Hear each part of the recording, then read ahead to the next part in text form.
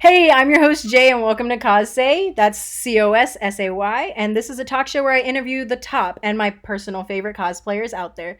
Today, I'm joined with Jay, aka oddcatcosplay.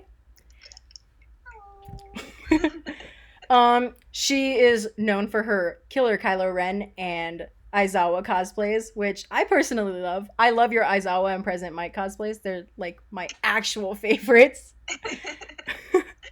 Thank you. I lost my questions. Where did I put my questions? I did the introduction though, so that was That's fun. good. Now I've got to figure out. Oh, they're literally right here. I'm smart, I swear. Okay. So one of my first questions is like, what's your favorite part about being a cosplayer? What do you think is the most rewarding? um, so I don't know. When I started cosplaying, so I've been cosplaying since I was 12, and I'm Wow. 21 now. So it's been a really long time. Um, and when I started it was very much, you have a character you latch onto and an admiration for them, and there was just something really satisfying about being able to see someone that embodies something that you enjoy, right? And being able to put it together like with your hands. I don't think there's any shame in buying costumes. I certainly buy them, depending on difficulty and what they are. But even then, you're sourcing and building and putting together these looks that embody whatever it was about that character that drew you to them.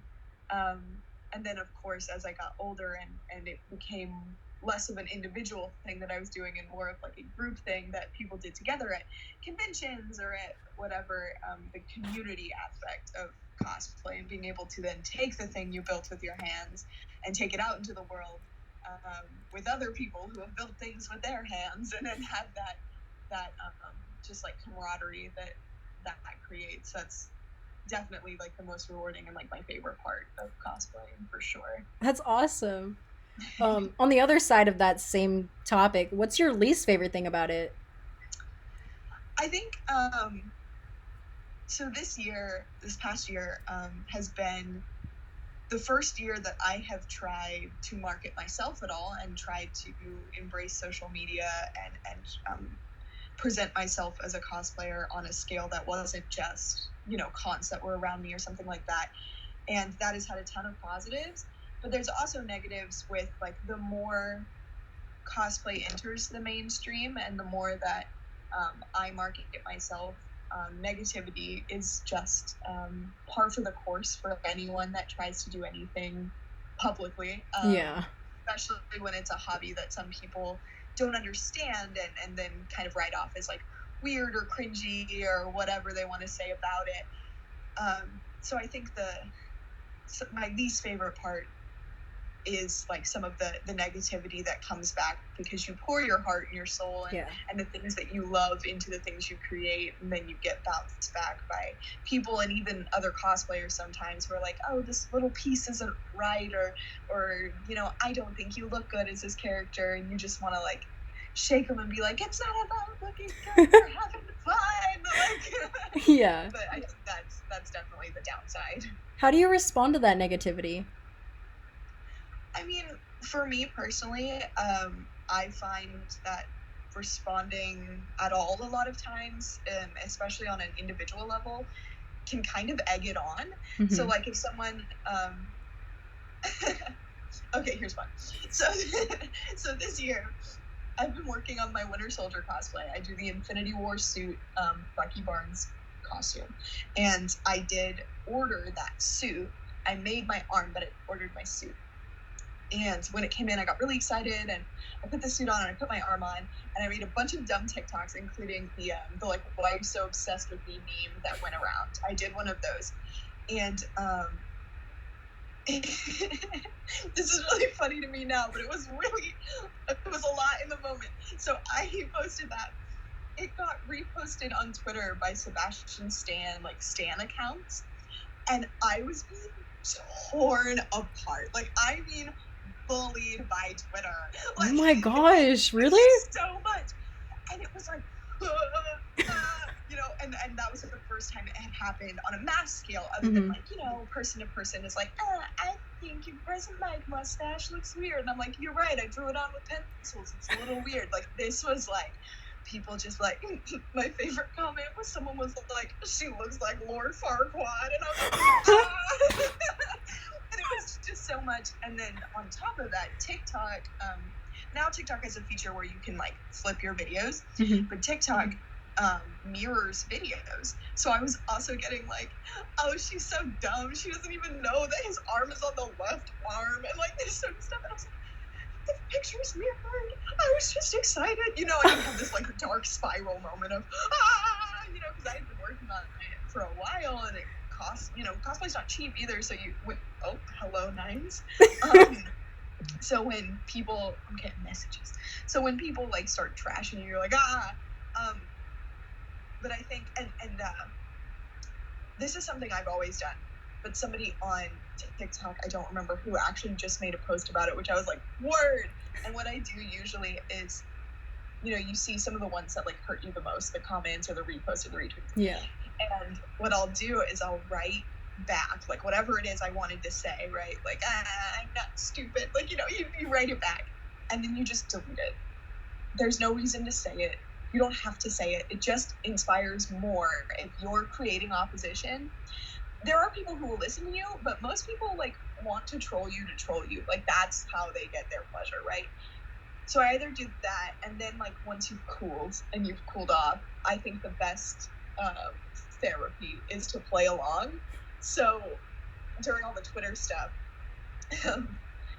I was actually at a con at the time with some of my friends. So like they were like, just don't look at it, whatever. So I took some days, I cooled off, and then I came back and like I started ragging on me as hard as everybody else. So like I retweeted the original thread that was roasting me with the comment, oh my gosh, Twitter found my Lord Farquaad cosplay, and just like went from there. And I actually like, I don't use Twitter very often. Someone had to tell me that it was even happening in the first place. I don't use Twitter very often. And so after that, I had an influx of followers on Twitter and things like that from people who were like there were actually tweets from people where they were like, hey, we're sorry we made fun of you. You actually seem really chill. And I posted some pictures of the costume outside of that dumb meme. And I was like, if you guys actually like care to know, here's what it looks like. And it actually ended up being fairly positive in the end. I think a lot of it is you can't let your anger get the best of what's being projected on you and get the best of you and make a villain of yourself, because if you do, then that just gives them more right to come for you, right? So it's very much just like processing that this is the internet and the internet is wild and you got to give yourself a minute, and then you also have to be able to just make fun of yourself once in a while. So is that like some like advice for like newer cosplayers or cosplayers that are constantly getting attacked like that? Would you like give that advice to them? Oh, absolutely. I think I think you attract the energy you put off, right? Yeah. So if you're constantly, and I've had moments, right? Like I've had moments where I've gone on like my Instagram story and been like, hey, I'm getting a lot of this kind of comment. It's hurtful. You can't talk like that. You have to stop, right? Every now and then you do need to defend yourself. However, if you create for yourself this persona that is always defensive and always hateful, you're going to attract the people that are always defensive and always hateful, right? There's a lot to be said for, living and let live. Delete the comment, right? Deleting the comment more often than not. This is my like main advice for getting harsh negativity, especially to new cosplayers who feel a need to justify, it's especially younger, newer cosplayers. I think people forget, like, either they had to, beg their parents to order them that wig, or they saved their allowance to get that costume. It's not, not to say that cosplay is easy as you get older, because it's still an expensive and a tactile hobby. But, for those of us, like, I've been cosplaying since I was 12, like I said, right? So I think remembering before you come for younger people or the attitudes they project, remembering that they're young, remembering that they're young and they're so excited and they want nothing more than to like justify the thing they did or the thing they made, right? I think it's important for us as older cosplayers and just older people in general to remember that they're kids, or to remember that some people haven't been doing this as long as you, and there's nothing wrong with that. But also, as those people, to remember that sometimes just deleting the comment and getting it out of your brain is so much better for you than trying to argue it, if that makes sense, you know? Yeah. So earlier you said something about conventions. So what are your experiences with conventions? Like, do you like them? Do you go? I personally love conventions. I go to as many as I can afford to. I stand by if if cosplay ever comes at the expense of your ability to live, you should maybe take a break for a while, right? So I go to as many cosplays as I can afford, conventions as I can afford to go to. But I really enjoy them, and I enjoy them mostly because what I said before about as you get older and you get more integrated into the cosplay community, there's a certain amount of camaraderie to it that is one of the beautiful parts of cosplay that I enjoy, because I'm in my day-to-day, I'm an actor, and everything you do on stage is about camaraderie, right? From your lead to your, littlest technician, right? Not to degrade technicians at all, because theater can't happen without them. But, from the most public to the least public, right? Position in the theater, you are all working towards one goal, to put on a show, right?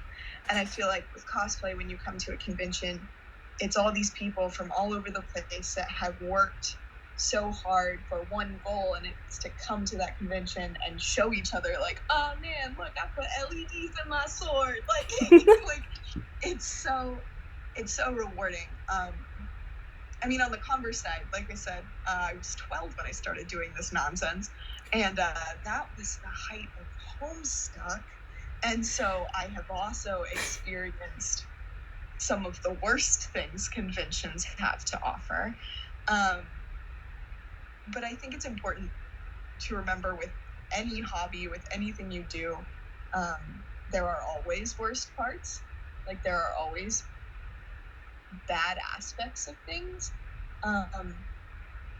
It's just learning to manage and finding the things that give you joy at the things that you do. So I love conventions. I'm going to my next one in December, and it's gonna be a lot of fun. Which one is that one? I'll be going to Holiday Matsuri. Cool. In Orlando. Oh, hey, that's actually where I'm at. Oh, what up? Well, I hope you have fun. Yeah. I think it'll be a lot of fun. The con I was at before that I mentioned with the whole Twitter beef was AFO in Orlando, so I go down there every so often. Pretty cool. Yeah. Speaking of that, like, how long have you spent on like a single cosplay, whether it's for a convention or just for like a video? Like the longest build I've had? Yeah. Or... Okay. What's my longest build? So here's my crux as a cosplayer is I'll go for like months of just like wearing costumes I already have and be like totally chill with it and whatever, and then just like 2 a.m. middle of the night, I'm like, we're building a cosplay right now, and then I just like go, right? But I think there's two that I think might be up for longest builds, but even then they were kind of short because, like I said, I very sporadically work on things that I want them done. And so that would be either Kylo Ren, because my Kylo Ren costume is entirely made except for the pleated surcoat, but everything else was made by me. Wow. And it was made by me in high school, in my living room, within like the month after The Force Awakens came out. Because fun little J-fact that'll get me massacred on the internet. As a Star Wars fan, I didn't start watching Star Wars until after The Force Awakens. We were a Star Trek house, and I had never seen another Star Wars film. So I built my whole Kylo Ren costume as I watched through the first 6 to go back and not get ridiculed. So that one took maybe a month to get all the pieces and get everything built. But I also, back when The Hobbit was popping and those movies were coming out, because I was raised on Lord of the Rings as well, and that's something I just love to bits and pieces. Will watch at the drop of a hat at any time. Like, still can write in the little dwarf runes, like, you know, all that nerdy whatever. But no, I did Thranduil's coat, who's the Elven King, and I tried to make that before the Desolation of Smog came out. And his coat is entirely like inch wide sections that go down the whole coat, and it's got this huge train, you know. And that was my first sewing project like ever. I was just like, yeah, I can do that. No, I could not do that. Spoiler alert. It was a nightmare. I picked the wrong fabric. It was raveling all over the place. It was a nightmare. But that took me a good chunk of time, because I decided, yeah, I'll learn to sew by making 1,000,000 inch wide tracks. But, you know, so probably those. That sounds crazy. I've actually never seen Star Wars. That'll get me killed, but you know. It happens. But my sister's dog, technically, his name is Legolas, so he's the love of my life. But yeah, I mean, is there any like actually, this is a really good question that I just came up with. What do you feel like the cosplay community? Do you feel like it's really well represented in literally anywhere? I think that yes and no. So I often, yeah, okay, so yes and no, because I think I often get like my grandma or something, she'll see an ad for like I don't even know if they air it anymore, like Heroes of Cosplay or those sort of like televised cosplay shows, and she'll be like, oh, this is what you do, you should watch it. And I did try to watch some of it in the beginning, and I think there is a media presence for bigger cosplayers, Mm-hmm. right? Like, if you go into Joann's, there's a whole, you know, aisle that's just Yaya Han's fabrics and things, and you know, you can see her all around. And then the kind of like everyday person who doesn't cosplay is definitely going to, you know, share and repost bigger builds and cooler stuff and stuff that looks as accurate as possible. Yeah. And I feel like there is a media presence now, especially as cosplay is becoming a little more commonplace. There's a media presence for those bigger cosplayers a lot of time. Yeah. But what I feel like is missing, right, is you see, you know, someone who's got a fully functional like Iron Man suit, right? And you're like, oh, that's so cool, I totally get it. And then you see, you know, 6 teenagers painted gray, and everyone's like, oh, cringe, right? And I think there's a missing link in representation for the fact that, like, at the end of the day, what to me cosplay should be about is the craft and the people and the enjoyment you personally get out of it. That love of the craft is missing from representation, and it becomes, on a media front, a lot of times, to me, from what I've seen, about quality only, Mm-hmm. right? And it's just like, if you can build something cool and impressive, then you become like a cosplayer. And if what you're wearing isn't as impressive or is in a media format that someone considers, are you done screaming, sir? My cat decided he had something to say. But if you you know, if you have something that's a little more casual or less known or from a cringy media, then people are more prone to, like repost you on Reddit and make comments, and then there's also so much to be said for the fact that most of the media representation of what is considered cool cosplay, right, as opposed to like cringe cosplay, whatever, is predominantly going to be like skinny, attractive, and white, which is its own problem. So is there representation in media? Yes, and I don't think it's necessarily bad representation, in the sense that those are still cosplayers who made like really kicking builds and make careers out of this. But there's a lot of us that like do this out of pocket as a hobby for the love of the craft, and that representation, I think people can't fathom why you would spend so much money to do something that ultimately doesn't really have a lot of payoff. Like there's payoff in the people who contact you and are like, oh, I really like this costume you did, I really like this thing, and like that's so nice and so good, but payoff to like the mass scale of people, right, is monetary. So they're like, oh, you're not making any money off it, so what's the deal, right? But then you got to think about like people who just have like collections of like anything, right? Like I collect action figures, I collect I collect da da da da. And it's like, well, you spent all that money to put things on the shelf, right? Like I'm spending money to put things on my body. Like you would spend money to put a tattoo on your body, I'm spending money to put a costume on my body. I think there's a gap there that isn't talked about or represented or whatever. But I don't know. I think also, and this is just a tangent, I don't think this is relevant to the question, but I think people, I think there's a certain sort of public embarrassment that goes into cosplay. Are you good, sir? I've been talking to a few, we have a cosplay club at the school I go to, and I'm actually interviewing her for a later segment. Yeah. And I know that they don't get a lot of representation. There's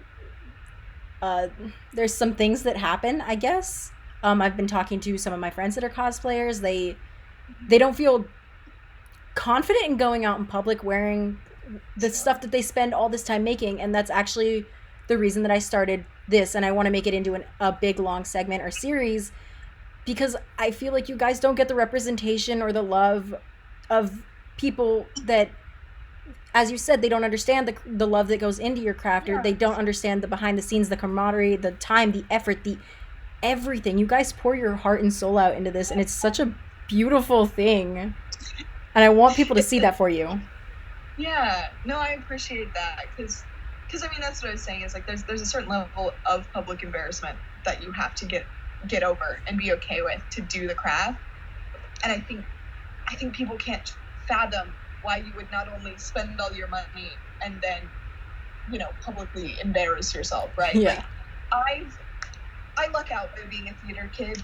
We do all sorts of things that have warranted embarrassment, and so like I think with time, I mean, literally, me and my friends for Halloween yesterday, we dressed as Richie and Eddie from It. We took a bat, his fanny pack, our tripod, and we literally were like running around our college campus, like taking pictures on the steps of places. Like people were walking by, like, who are they? Why are they like this? Like, and like, it's fun, right? And I think that's the base of it, is like, people can't fathom why you would do that to yourself, because they don't understand that for us, it just induces so much joy, right? It's a craft like anything else. And then, like as a theater technician as well, like I'm an actor primarily, but also a technician.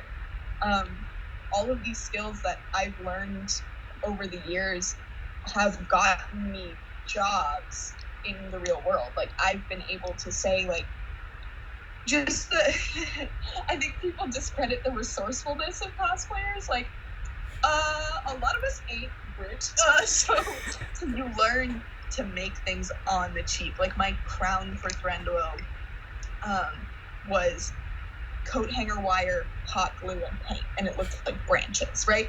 And so for me as a theater technician, being able to enter situations as a technician and be confronted with some sort of crisis of, oh, our budget is gone, we can't do this, we can't do that, and be like, you got a high glue gun now? Like, it makes the resourcefulness of cosplayers, I think, is discredited often, and it's gotten me jobs and gotten me rehired to jobs, and I don't know. There's a lot to be said that I think people don't say about what goes into what we do. So, well, do you have anything else that you'd like to say to anybody that watches? New cosplayers, continuing cosplayers, people who just don't understand, maybe? Sure. I think everything in life, right? This is for everyone. This is for people who don't understand cosplay. This is for people who are new to cosplay. And this is for people who've been doing it a while. Can you not stand on me, Mr. Nice? Oh, we love that advice. Get down, buddy. Yes, the advice was, please don't let your cat stand on your shoulders. No, the advice is, no matter where you are and what you're doing, if you are chasing your own joy, you're going to have fun, right? Because if you're chasing clout, if you're looking for followers, and even sometimes if you're looking to understand something that is just so far out of your scope, right, that it's not for you, just remember that, like, everyone's got to chase their joy first, right? You've got to enjoy what you're doing. You've got to love what you're doing. And at the end of the day, man, that's all there is to it. That's all there is to it. If you love what you're doing, you're having a good time, that's it. If you don't understand cosplay, understand that you've got things that bring you joy, and these are the things that bring us joy. If you are new to cosplay, chase your joy first, not your followers. And then if you are you've been cosplaying for a while, maybe you find that you have kind of lost your joy, because I went through a period like that. Just remember why you started and why you're doing it, and push forward with that same joy and that same pursuit of joy. That's it. That's what I have to say. Do you want to plug yourself, your social media and all that? Sure. You can find me on Instagram and TikTok at oddcatcosplay. Those are my main medias. So. All right. Also, they will be. Oh, I'm gonna talk to the subscribers now, even though I have none of those. All of that information is gonna be in the thing below. Like, comment, share, and subscribe. It means a lot. It's also part of my project, so please help me. It was really nice to talk to you. I'm so glad you agreed to do this interview with me. It means a lot. I really look up to you.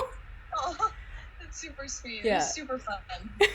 As I said, I really love your President Mike and Aizawa cosplay. Like, oof. You were actually one of the first videos that I downloaded off of TikTok. It was your President Mike. Dude, I can't remember what song it was, but it was the I Got Cash song. Yeah. That is one of my favorite videos. It's great. Thank you so much for the time that you spent. I'm pretty sure that anybody who watches this is really gonna love the advice and all of the stuff that you talked about, because you said a lot of really inspirational things. Because I'm not a cosplayer. I just really want more representation and more understanding of what you guys do. It's a lot of work and it's a lot of you going into it, and I want people to understand that. So cool. Well, thank you. I appreciate no problem. That is the end of our interview.